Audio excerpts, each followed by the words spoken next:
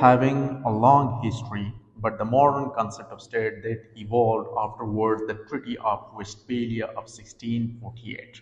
But before going to discuss this particular topic, we have to discuss the very origin, definition, history, and then we have to link the concept of state along with our discussion. So, to define the state, state is the people. This particular definition as well as understanding is thoroughly elaborated, but we will take it a short note of it. Woodrow Wilson says that state is a people organized for a law within a definite territory, possessing an organized form of government and free of any internal as well as external threats.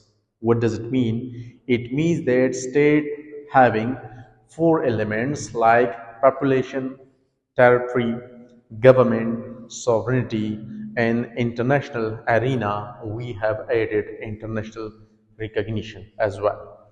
So the concept of state, just like the origin is, we can say that the origin of this concept of state having a long history. A long history since the arrival of modern state system, the world or the people having or they were living somehow in a stateless societies. Just like Aristotle used somehow an organic form of the concept of state as it was evolved into Greek city-states where people had to live on a small tracts of land, and these small tracts of land were inhabited by the native people, which were later on called citizens. So they had people as well as they were living on a specific territory, and to keep assemble and to keep the people in an organized way, the people had an organized government, and this particular government as well as people and territory was free of any internal as well as external aggression. In a modern time period, we are labeling this particular feature as sovereignty. But according to Aristotle in his book Politics, the compilation of his 8 books, state concept is somehow, according to him, is like an organic entity. And this organic entity was just like man, which he is entitling man as a social animal. Because this particular human being having social belonging, social affiliations, gatherness, etc. Social animal in a modern sense we can use social animal or a man. Yes, you speak. Yes.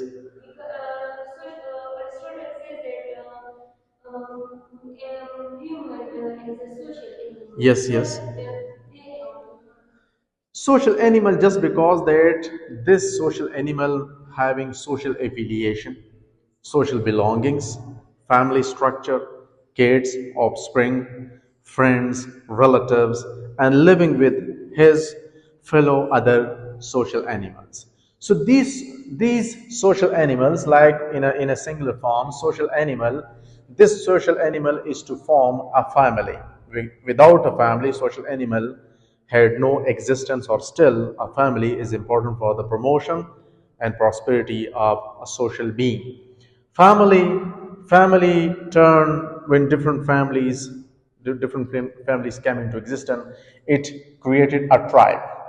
And this then different tribes created or developed villages, and these villages turned into towns, and finally a city state concept came into existence according to Aristotle. The history of state is as old as man in itself, because I have told you that the concept of state as we are experiencing today, that was not like same as we are enjoying or as well as we are experiencing today. It had a long history, and this concept of state evolved through centuries and century of centuries. So to start this particular topic, we can say that 21st century, the state is over here and state is everywhere. You can find people around the world, they are living in different states. If we consider European states, so the people who are living in the European continent, if you are saying that the Asian states, so the people are living in the Asian continent, and as well as North American, Southern Americans, and so on. So, all aspects of human existence can be found in state. These things are mentioned in your books, okay? So, if you have on page 20, you will find these particular discussions. Okay, definition nature. Many scholars have defined state in various ways. Even today, modern day scholars attempt to define state taking into account its modern function. We do not claim that the concept of state only emerged in Greece, because the political scientists as well as the historians you have witnessed and you have experienced that whenever we want to start the history of political science, we actually start from Plato as well as Socrates as well as Socrates. I mean to say that we actually start from the Greece as well as from the Greek history, that these people developed the concept of state. It's not appropriate to say the Greeks were the pioneer of defining the state, because at that time, if you look into the very discussion, Aristotle remained in the 4th century BC. Plato remained in the 5th century BC, while in China, in India, and Egypt, there were many people, many scholars who were there, and these scholars were actually discussing, describing, and criticizing the very form of governments. If we take, for example, in 700 BC, the most important, the most celebrated philosopher of the East, Confucius, where his moral philosophy and moral thoughts have also effects on the Greeks mythology as well as the Greece political philosophers, mainly Pythagoras, Plato, and Aristotle. So we cannot claim that the concept of state only emerged in Greece.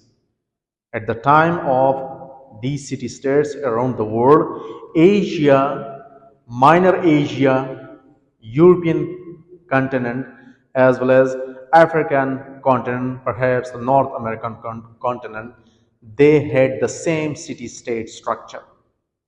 Because at that time we can say that no, it was not only Greece, but actually as per the recorded history, in 4th century BC, Aristotle, who is regarded as the pioneer or the father of political science, according to him, state is a union of families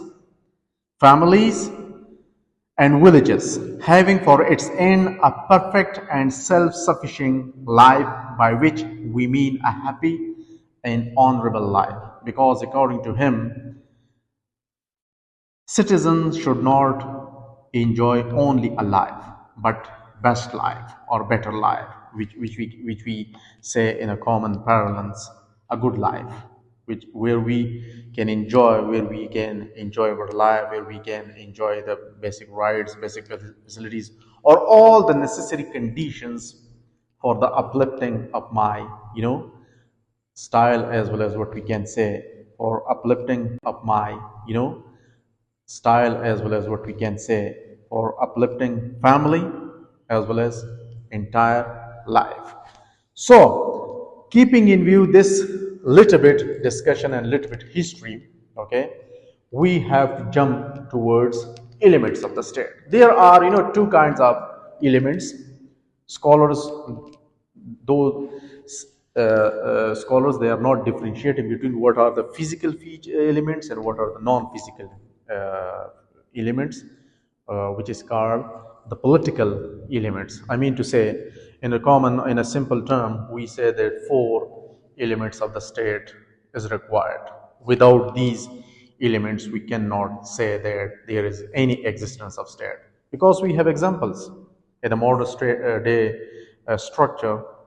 A country or disputed territories are there. Disputed territories are there, they are having people, they are having territory, but they don't possess their government as well as their sovereignty. So we cannot entitle these territories as states. For state, we need 4 conditions, which are 4 elements of the state, but 2 of them are physical basis and 2 of them non-physical or political basis, but in modern time we have added another feature or element that is called international recognition. That is important because people are there, states have their representative body like United Nations organizations, and these people have to recognize a state whether she fulfills all the necessary qualification or conditions to become a state. So coming to the first one, population. Population is most important, the most salient part of the state, because without population we cannot even imagine that there will be a state. So we cannot imagine a state without population. How much population is an issue that can be debated. For example, in modern time period, India is overpopulated state where Austria is underpopulated state. This issue has engaged the attention of scholars from time immemorial. Aristotle was talking of optimum population small enough to be well governed and big enough to be self-sufficient. But there is no denying the fact that without population there is no state. The second one is territory. The people who are inhabited on a particular territory, this is called territory of the state. And this territory of the state means the area and the space. The area inside of the territorial control of a particular state falls in the domain of territorial limits of the state. And this territorial limit is called territory of the state, whether these territorial limits having mountains, rivers, plain areas, and so on. Like without population, we cannot think of a state without territory. A state can exercise its authority over well-defined territory. Territory is important that normally there are disputes or border between two states. For example, India and Pakistan have dispute about Kashmir.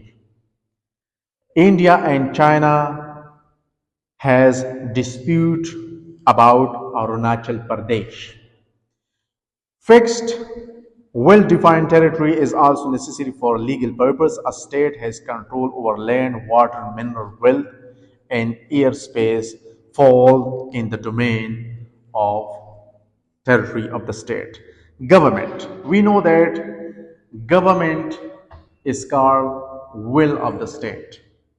And according to this will of the state, government is also considered as agency of the state where state is to fulfill its all objectives and functions through this particular agency, where we can say that this government or government is actually exercising all the state powers. The palm of government, like somehow we consider that a particular country or state having a federal form of government, unitary form of government, dictatorships, monarchy, etc. According to Aristotle, government is will of the state, where government is to exercise all powers and where all the objectives of state is supervised and achieved through this agency which is called government. As I have told you about federal form of government. Federal form of government where there are three tiers of government, and these three tiers of government, they are in coordinating with each other. There is a separation of powers between the central government, government of the units, which is called in the United States, states, and in Pakistan, provinces. So, and in India, there is a union government where central government and union territories. And these union territories are also called provinces. So, according to this configuration, a federal form of government is exercising powers and distributing powers well explained by the Constitution. A unitary form of government is one where all the powers exercised by the central government. There is no concept of government, provinces, as well as unit government. Okay, the last one. These two are basically the physical basis of the state: population, territory, fixed territory. Now, coming to discuss the political basis. Number one, we have discussed government. The other one is sovereignty. Sovereignty in a modern state system, we can say that this is a modern state concept. This particular person explained very well. We will discuss Jilbodin about the concept of sovereignty later on. But state is free of any internal as well as external aggression, and state is empowered and powerful enough to execute its laws and to answer any foreign aggression that falls in the domain of sovereignty. But how can we define the concept of sovereignty? Sovereignty is the soul of the state. Without sovereignty, we cannot even imagine, a free and independent state. Somehow we can take, for example, we take example, uh, uh, like we take India and Pakistan, for example. India and Pakistan. Yes, sovereignty means supreme and final legal authority above and beyond which no legal power exists. Okay, the concept of sovereignty was developed in conjunction with the rise of the modern state. The term sovereignty is derived from the Latin word superinus, which means supreme. Okay, as I have coined the example of India. India, somehow we can say that before 15th of August 1947, India had territory, population, and government, but it did not have sovereignty. It shows the importance of sovereignty. And even afterwards, the 15th of August 1947, Indian provinces or state, they got liberated from the British crown. When do we operationalize, configure, and explain European society? We will find Spain, we will find Portugal, we will find Greece, we will find France, we will find Switzerland, Germany. Okay, but overall we consider as European society as well as Eastern society. So society is prior to the state, and state came into existence after the origin of the society. When society was established, society later on established or arrived the concept of state. This is a common, the first one difference between society and a state. The scope of the state is limited. The scope of the society is much wider. How? As I have explained, European society, overall European society. The scope of the state is limited in the sense that we will discuss only, or we will limit our discussion about that state only. But whenever we talk on society, our discussion will be broader and wider than the concept of state. State has fixed territory. We know it as we have explained it. But society has no fixed territory.